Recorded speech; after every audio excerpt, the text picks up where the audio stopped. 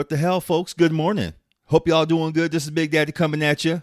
Brought to you by Crazy Hoodies and water. Yes, H2O, that lifeblood. Stuff that we need to be drinking every day, but sometimes we don't drink it because guess what? We act like we're too damn busy to drink water. Or some people I know there's a lot of people who say, well, I don't like the taste of water. You're not supposed to. It's supposed to bring you life. Of course, if you're down to Phoenix, you drink their water. Yeah, you definitely don't want to drink that shit. Or if you're down to Mexico or someplace where they ain't got a good filtration system, yeah, that water is nasty. If you go to a city where all you see is people buying plastic bottled water or going to those refill stations with their big old water jugs, like the I forgot, Meineken water or whatever it's called. Yeah, you want to avoid that. And of course, crazyhoodies.com. I'm not even going to say anymore. We're spelled with the Z.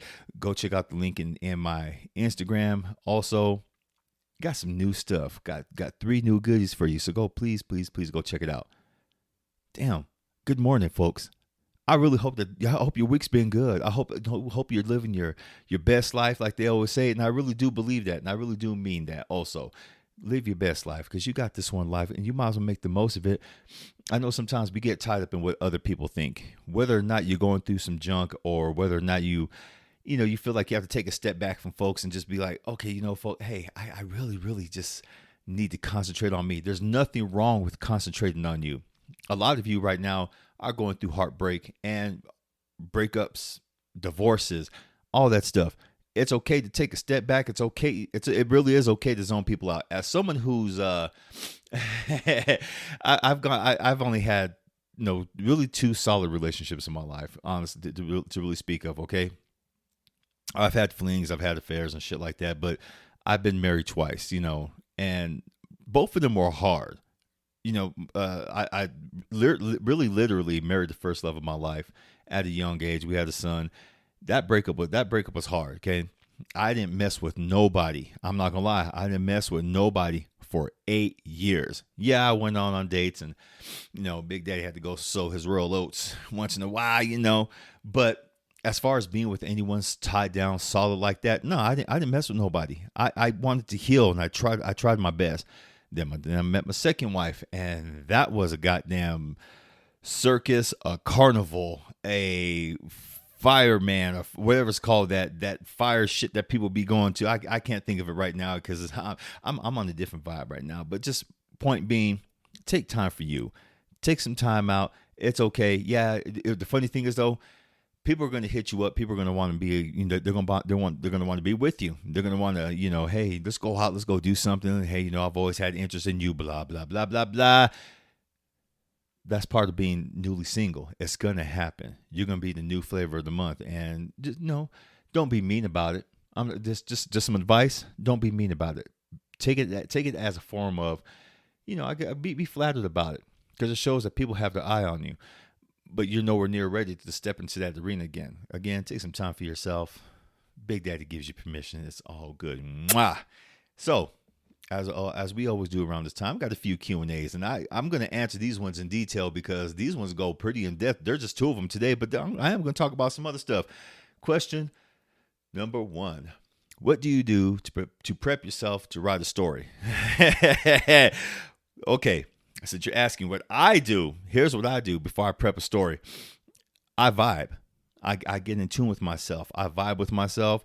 I write down, do I ask? I get a piece of paper and I ask down specific questions. What do I want to accomplish with the story? What story do I want to tell?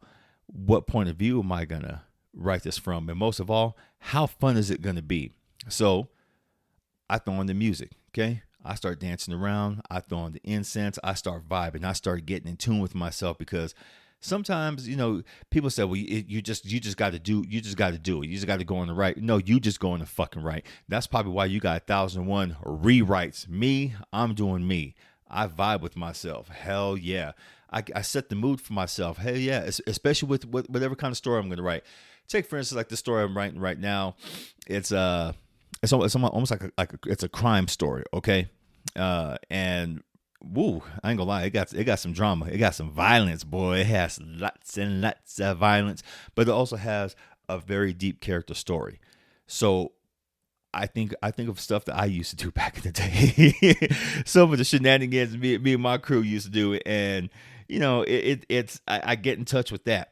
Okay, even though I'm vibing higher in the good space, I also get in touch with, damn, what did you do when you were younger? How did that make you feel? And so then then that's where the process starts. I write it down. I just start typing or writing, or I got my boy's voice recorder. I'll use whatever it takes to get that story down. No, it doesn't have to be perfect. And I have to remind myself every time when I start my writing process, just write. And, there's no such thing to me, there's no such thing as writer's block. You just write. There's times where I thought I've had writer's block. I've been writing a little good story, and then all of a sudden I get stuck. So I've done things like I'll write recipes right there on the page. Two scoops of ice cream with 5 chocolate sprinkles and some more ice cream on top. Add about 2 big fucking drizzles of caramel all on top. Boy, hell yeah. Throw in the blender, mix together, and then you come out with some such. Oh, that's what I was writing about. Okay, and then I go right back into the story. when I was writing my poetry books, man, I did exactly that. I have poems that just make no damn sense, because sometimes I'll be going, and then all of a sudden, oh, I'm not in the mood for that right now, so I'll just write something completely off the wall, and then I come back to that mood. So there's my writing process. Music, dancing around some incense, know what I want to write, figure it out, how am I going to get there, and all that good stuff. I know I said some different stuff when I first started saying this, but that's just my process. The one thing you do want to stay, though, is focused on your goal. What's your goal when you write? Do you want to write a short story? Do you want to write flash fiction? Flash fiction is a story that's 1,000 words or less. Short story, you write anywhere from 500 to 5,000 words on the page, which can usually end up about 20 pages translated. And then you have the novella, which is what I've been writing lately. I've been writing lots of novellas, and right now I really find that that's my niche, only because that people's awareness nowadays, their spatial awareness, their cognitive awareness is a span of rain dropping from the sky to the ground. It's just quick. And in this day of TikTok and reels and stuff like that, when people go on social media, it's just, and YouTube, the span of 15 minutes, that's all you get nowadays. So novellas work for me. It's a short story to tell within the bigger universe. And plus, too, I get to crank those out a lot faster, a lot more. They're more fun, honestly, because you just get right down to the nitty gritty. No big old, novels anywhere from 5,000 to 250,000 words. Seriously, which is usually about I want to say close to 300 pages. It's a chore. Writing those is a chore. Oh, did you know also YA novels? If you were to break down, a lot of folks, I read YA novels because some of those stories are excellent. They're better than some of the adult novels nowadays. If you were to break down a YA novel into a single space story, go chapter by chapter, break it down to single space instead of double space, you would essentially have a novella. The only reason why I know this, because I found PDFs of several of these novellas online. I mean, those young adult novels, got the word and rearranged, did some little computer magic, and I broke them down to single spacing, and they all came out to at least 100 to 120 pages. I'm like, holy shit. that's very cool, but hey, it's part of their writing process. You'll find your writing process. Do what works for you.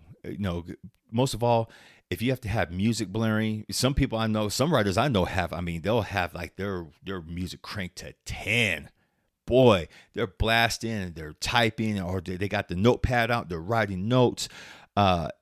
Kevin J. Anderson, if you don't know who he is, he's written everything from Star Wars novels to his own fantasy series. He does voice dictation. He goes out into the woods. He hikes. He has his voice recorders, or in some instances nowadays he has his phone, and he talks his books into his voice recorder. And I always wonder, how in the hell is he cranking these books out so damn fast?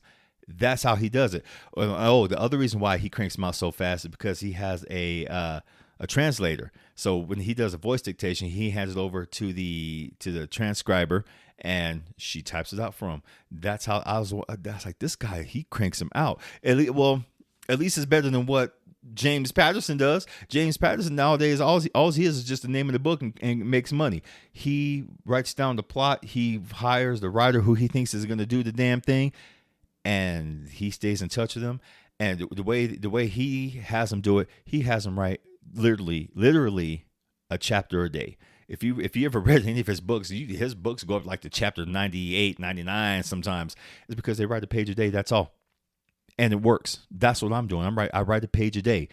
And man, I sometimes, if you're in a rush, that's all you need. I also have like little sticky notes sometimes. Well, I don't have them now because I ran out. Or get some note cards, and you write them down on that note card, or sticky note, what you want to do, accomplish writing for the next day.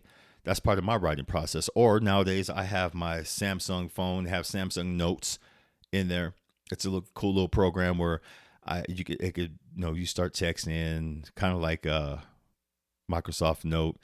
It has bullet points, and I keep track of what I want to write and what I've accomplished, or what I want to write for the next day. That way, tomorrow's Philip knows exactly, hey, you got to get this done. And then when I see that shit, I'm like, oh, don't tell me what to do, boy. Who the fuck you think you are? And then I have to realize I'm talking to myself, asking myself who the fuck I think I am. And I just start laughing to myself like I do now. Like, okay, yeah, you smart ass motherfucking half-breed boy. Anyway, that's my writing process. I hope it helped. So find a system that really works for you. And once you do, trust me, you'll find tweaks here and there. You know what you can do to be more productive, what you can be more productive. Make it more fun for you, because if you're not having fun doing what you're doing, then you might as well just not do it. And I know a lot of people say, well, all jobs aren't supposed to be fun, Big Daddy. Yes, the fuck they are. If you're not having some form of fun on your job, I don't give a damn what it is. You can be burger flipper all the way to the president of the United States, man. If you ain't having fun with your job, guess what? It ain't worth doing. I stand by that 100%. Bite me if you don't like it. No, don't do that, because I'm pretty tasty. So I hope that helped. Let's go to this next question. Big Daddy. Why the name Big Daddy? Okay, this is going to be a long one. Well, not long, but I'm going to go into the whole history of the name Big Daddy, okay? Years ago when I started off in radio, I was trying to find different names to come up with. And I was like, okay, yeah, I'm in this now. I was so green. I was messing up. They give us a little sheet of paper to say, we got this song coming up. We got this song coming up. And I would say, then the break, and then this, and then this. And then, the producers would come in laughing. And they would, and I was like, am I not supposed to say, here's the break? They go, no, we just do it to rib you guys. I said, don't do that shit. Fuck you. I'm serious about this. No. Well, everyone has to go through. No, and everyone has to go through nothing. This dumbass dude back then, he was a pervert motherfucker. He can kiss my ass. I'd give his name up, because he's in radio today, and he's a nasty motherfucker, but I ain't gonna do that. Yeah, he's big down in Phoenix radio, but like I said, I'm not gonna do that. Fuck him. God damn it. Anyway, so I would just go, hey, what's up, y'all? This is Philip coming at you for KJack 1680 AM, and oh yeah, and I was like, yeah, that sounds dumb. So one night I just went home and just started writing names down. Okay, what can I go by? This is P Mag, and yeah, I actually said P Mag, and for short for Magana. Oh my God, that was dumb. Oh, this is Magana straight coming at you, and people were like, what is your name? And I was laughing. Oh, and I was like, this DJ Phil coming at you and trying to sound cool and shit like that. But then when the station went away for a little bit, when I was more involved in the studio happenings and stuff like that, I forgot about the name. When we came back after the School of Comm got its redecoration, boy, I was like, okay, I need to come full tilt with this. I need to find my niche with radio, find my voice. And sure enough, that's when I met, I already met my little brother, Bobby. bless his heart, he was the one who came up with some of my names. At first, he was the one who came up with well, no, it was another guy who came up with Philly Phil. What's up, Philly Phil? And he would always call me that. We'd be in the halls or be in the class or something like that. Philly Phil, what do you think about this right here? And Philly Phil. So I was like, hey, what's going on, y'all? Welcome to KJack 68. Thank you for listening to my station. This is Philly Phil. Yes, this is Philip, but this is Philly Phil now. And it was hilarious. People were like, Philly Phil. And they're like, that's not really original. I'm like, he's the one who came up with this. So then I just started saying it. God damn it. And so I couldn't win for losing with any names. But it was Bobby when we had the Faux Shizzle. Yes, this name, he came up with the name originally, Faux Shizzle Dizzle. And it was just a show where we played music, talked about the latest happenings, and we had fun. And we were talking, I forgot, we were talking about our upcoming interview with LL Cool J. He goes, this is going to be badass. I said, ain't it though? This is tight. I'm getting, he said, oh, shizzle. And he looked at me, he goes, Phil Shizzle. He said, Phil Shizzle. And I kept saying it, Phil Shizzle, Phil Shizzle. That was my DJ name for a long time. And so when LL called up, I still remember talking to him. I said, this is Bob Dog. This is Phil Shizzle. He goes, Phil Shizzle. I'm like, you lick a lollipop, lip ass, dry chap lipped ass motherfucker. Don't talk about my name like that. Shit, I don't care if you're LL Cool J. Shit, kiss my ass. So we proceeded with the interview. It was cool. And every time I said Phil Shizzle, I could hear him chuckle. I'm like, look, man, you give me a complex here, boy.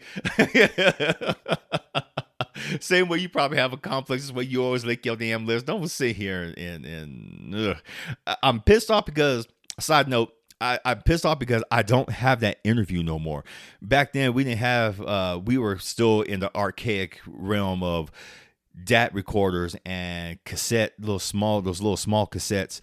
We weren't up to par with digital recording, even though we could have been doing all that. It's just our School of Comm people were some cheap ass bastards. I went over there recently to see what they're doing. 100% turnaround. Except for some of the stuff in the radio. I mean, they got a new soundboard. They got some new stuff up in there, but it still has the same childish, I'm going to do for me only kind of feel. It's sad. Everything feels like I worked for me and the crew, the whole social media connection crew. It feels like our efforts were for nothing because it's just a bunch of kids over there just trying to get theirs. And, that's bullshit. When you're working in media like that, either you work together, check your ego, or none of you are going to get anywhere. But I'll get that on a tangent on another fucking day. And trust me, I'm going to get on that one. I'm kind of disappointed with that. I know Dr. Snow and all of them would probably be disappointed. But then again, Dr. Snow, that was my boy, one of the best people I know who was teaching over there in youth at that time. He'd probably like, yeah, fuck him. He would say it with a joint in his mouth too. Fuck him. You know what I'm saying, Phil? It gets my ass. So, here's where Big Daddy comes in. After being just chuckled at for the last goddamn time because I just got tired of hearing all them little fucking punks' mouth up in there. Because during that time, I literally was the oldest student in School of Comm during that time. I was just like, you know what? Y'all just profusely and eternally just kiss my ass. I'm going to find me something. It was my boy Reggie who used to have a show, The Bedroom Boom. I forgot the other name of the guy, and I apologize if you ever listen to this. Text below. Leave a comment below. Let me know what your name was. All I know is that he was first cousins with Lisa. She showed up to his graduation here at NEU. I about flipped because I'm just sitting there just staring at her like just big vavas just running down my lip. I'm just like, oh, Lisa, God, can I have it? He was looking at me like, don't you dare. I'm like, shit, I just want to hug her fine ass. But anyway, Reggie was going by name Big Daddy Reg or something like that. So then when he graduated and he left, the name was wide open. I was like, you know what? This is Big Daddy. This is Big Daddy coming at you. Plus two, before that, my girl Shelly, who used to be part of us, of Faux Shizzle Dizzle, every time she would see me in the hallways, and just for some reason, she just started, "What's up, Big Daddy? What's up, Big Daddy?" And she just, and then, but people would turn around and look at it like, "Big Daddy? Oh, what's going on here?" I was like, Shelly. She goes, "Philip, fuck what they say. Fuck them all. This is us. We're radio DJs. We do shit differently." She got it. That moment when she said that, that's when I got it. This is us. This is what we do. We have fun. And even to this day, when I do the podcast, Big Daddy is a homage to my old DJ name. So, she, like I said, she kept calling me it. "What's up, Big Daddy? What's up, Big Daddy? What's going on, Big Daddy? Big Daddy, let's go get lunch. Big Daddy, let's do this. Big Daddy." And then Bob Dog started calling Big Daddy. "What's up, Big Daddy?" After a while, people in the damn School of Comm started calling me down in the bullpen, what we used to call it. "Big Daddy, hey, you need help on this editing. Big Daddy, hey, Big Daddy. Hey, you got some new swag over here in your box, man, from the hip hop stuff." Big Daddy just stuck. And I just started, and I've been running with it ever since. Because, like I said, it just takes me back to a time in my life when I found a piece of myself.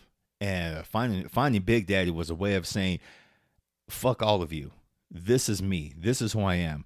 I am the music that I listen to. I am the entertainment that I love. I'm my comic books. I'm my writing. I'm my poetry. And I love it all. So, yeah, Big Daddy is a homage to that part of me that found his inner child again. With no fucks given. And that's how I am now. I hope that answers your question. I told you that was going to be I told you that one was going to be long. Thank you for asking that question, though. Boy, that feels good. That felt good talking about that, man. Shit. It's always those little small things that bring your life pleasure that you forget sometimes, or maybe you just don't have appreciation for as much. But this brought back a whole new love and appreciation for the name Big Daddy. Damn, thank you. No, I owe you. The person asked this question, I owe you one. So, everyone, I hope you're satisfied with that answer. And if not, that's what you're getting. Big Daddy. That's right.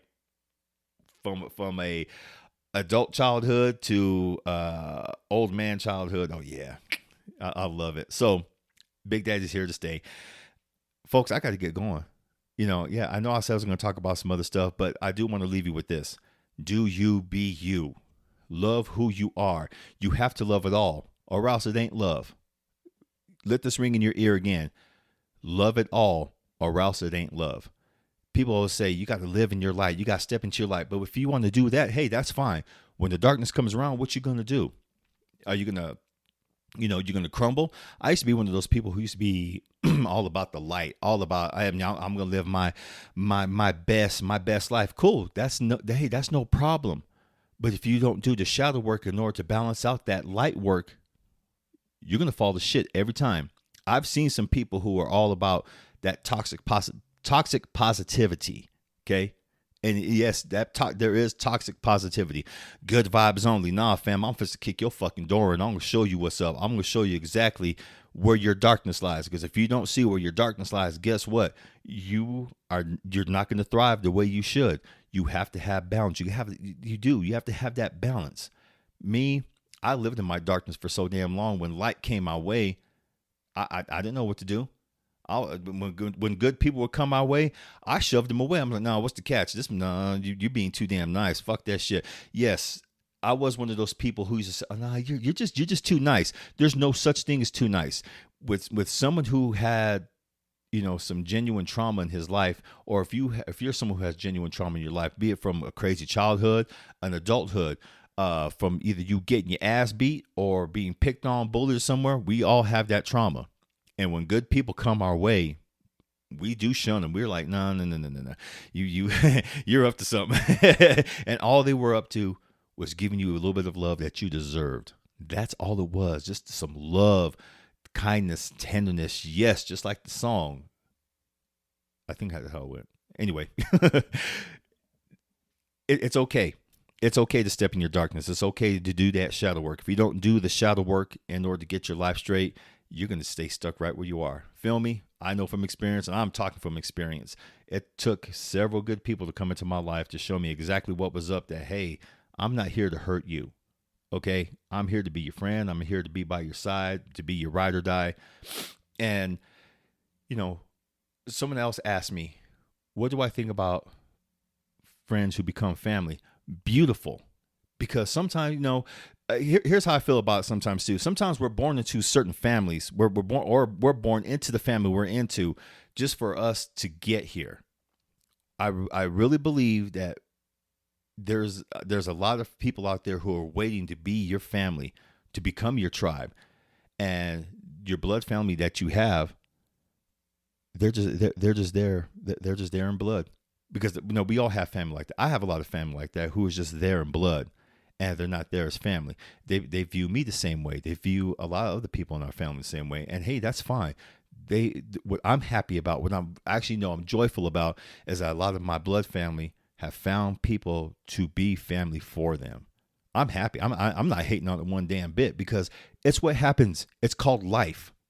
We find people who vibe with us. We find people who, who want to be by our side, ride or die, good or bad. Okay. And you don't always get that with blood family. You don't. I'm sorry. You fucking don't. And to all my family who does listen to this, I'm sorry. I'm not sorry. It's the damn truth. And I just really hope that all of you have found someone to be your tribe. Cool. Big Daddy got to step out. I got to get ready for work. I got to do all that stuff. I got to, take care of me. I got to go do some push-ups, some squats.